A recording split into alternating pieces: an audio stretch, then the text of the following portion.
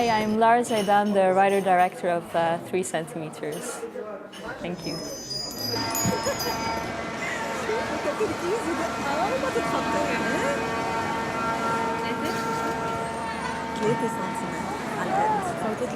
عم تمزح 3 سنتيمتر اكيد عم تستلمينها انت.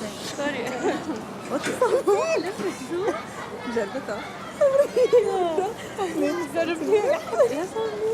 يا جبت التك. لحظة عن جد بدكم تطلعوني بهاي؟ كثير حنتسلى عن جد. كثير حنتسلى عن جد، قد ايه علوها؟ بدك اياها بالمتر ولا بالسنتيمتر؟ اي حكي ولسينا والله. تفضلوا سوايا. يلا.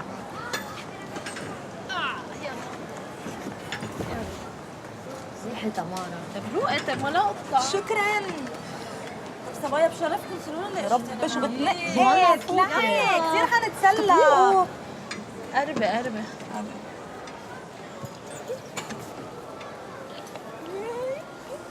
I'm excited. دايما excited. Oh my god. Hi, I'm Hannah Congdon and I'm here talking with Lara Zeidan about her short film 3 Centimetres. Hi Lara, it's lovely Hi. to have you here. Same, thank you. So this is the first time you submitted a piece of work to a major film festival. Yeah. How does it feel having that and being at the berlinale at the moment? It feels amazing and incredible. It's definitely, I didn't expect it. Like, I was very, very happy when I saw that it was accepted here. Yeah. And it's quite huge for us, like, to be here with our first film. Yeah. Yeah. And the title is 3 Centimetres, which refers to a conversation that the girls have. Yeah. Can you explain that conversation a little bit and why it was a particularly important conversation to kind of introduce the topics of the film? I mean, actually, this kind of conversation is what led me to making this film, because there was one time where a girl, a friend told me that she found a way to have sex without losing her virginity, and it was quite important for her, and she told me that if it's only 3 centimeters, then it's okay.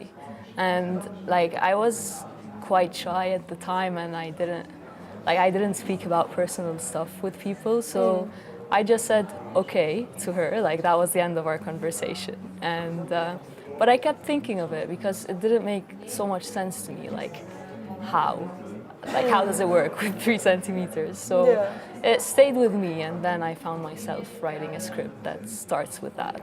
Yeah. Yeah. And the idea of virginity and what it means, why was that something that you kind of wanted to talk about? I mean, it is quite important for some Lebanese girls, this subject, but also, like, the thing about being Lebanese is that it's a very complex identity, I think. So it's like there's a lot of diversity in Lebanon, and also within the same family, within the same person. Like, there's like, it might be important for someone to have these first experiences, but at the same time there are these like social or religious norms that you have to respect. So it's being stuck a bit in the middle of that brings this conversation to the film. And so midway through the ride and the film, Manal announces that she's gay, and the responses of her friends are kind of filled with kind of their own ignorance. So saying, "Oh, but you're not wearing the right clothes to be gay," and things like this. How much ignorance do you think there actually is particularly about female homosexuality among young people generally, and maybe particularly in Lebanon? I mean, I think this comes from like, when people are not really accustomed to meeting or to knowing that someone is homosexual, they just have these ideas in their mind, which like are the typical stereotypes or something that are in their mind, and they make them as something that's another. So the idea of finding out that someone who you consider normal, a friend, you don't have these judgments about, and you discover that this person is homosexual, then it makes you think about it in a different light, because all the conceptions you have are not, you discover that they are not true. Like, anyone can be gay or lesbian. And how do you think representations of young female sexuality and homosexuality can help inform young people's understanding or maybe change sort of entrenched perceptions of homosexuality? I mean, I think it does a lot because when a subject sometimes is taboo because you're not close to it or you don't know that it exists, but once you know that it exists and you know someone, and the way you judge someone you know is different than the way you judge something you don't have an awareness about. So I found that a lot of people, for example, that I'm close to, when they discover that someone is homosexual, it just like makes them think that, okay, this is something that's normal, you know. And I've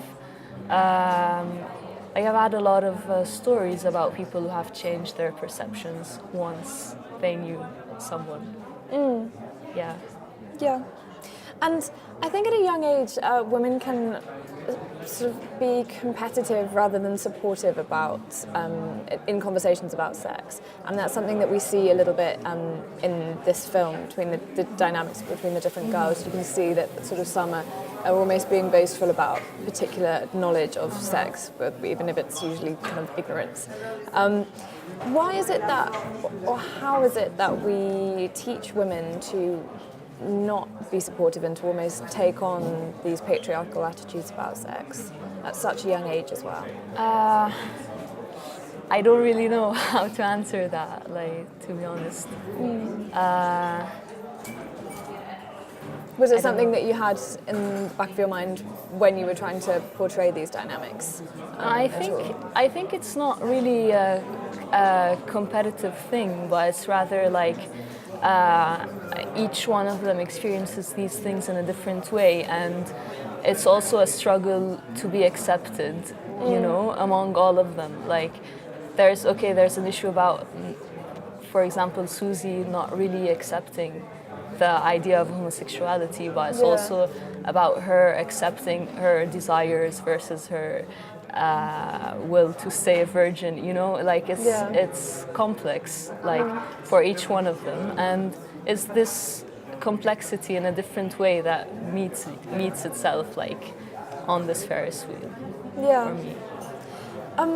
And also, so we've got this Ferris wheel going on, and that plays a very practical role in the film and the way it progresses, in that it sort of traps the conversation in this particular area. But is there also a metaphorical or kind of symbolic aspect to that wheel in terms of, I don't know, spectrums of sexuality or movements in life or whatever? I liked this story to be set on a Ferris wheel for like many reasons. One of them is that the relation between it being a public space, but also them having their privacy once they're on the booth. So like it was a space where they felt kind of safe to express these things to each other because they're alone, but still they're in public. And then there's the idea of it being like they're in open air, basically, but at the same time it's a very claustrophobic place. And them being there makes them unable to avoid the conversation. Because, I don't know, if you hear something that you might be uncomfortable with, you can just like get away, try to not hear what you are hearing. But if you're just on this wheel and you're stuck, you kind of either have to stay silent and stay there or just say something. And yeah, that was the wheel for me. Yeah, okay. And is there any suggestion about kind of time passing or the motions of life or anything? Or is, not really. Was that not in? Was that? Yeah, not it's the more focus? about the claustrophobia and then nausea. Like it's also a very, like it's a fun park. Yeah. But like a lot of times you get nauseous when you're on a wheel. So I felt it's a place of contradictions and duality. And because of the duality of each of these characters, I felt it matches like the feeling that I want. And just in terms of tone, I thought it was really interesting that you managed to convey a huge amount just with these close-ups of Manal's face throughout this journey. And how did you manage to get her around that character and the quite subtle feelings that are coming through? Well, Manal, Mira, who plays Manal, she is actually not an actress, so she's a non-actress. And when I was casting her, it was like a very different process than casting everyone else in the film. We had long conversations about the film, about other things, and she even gave a lot to the character herself.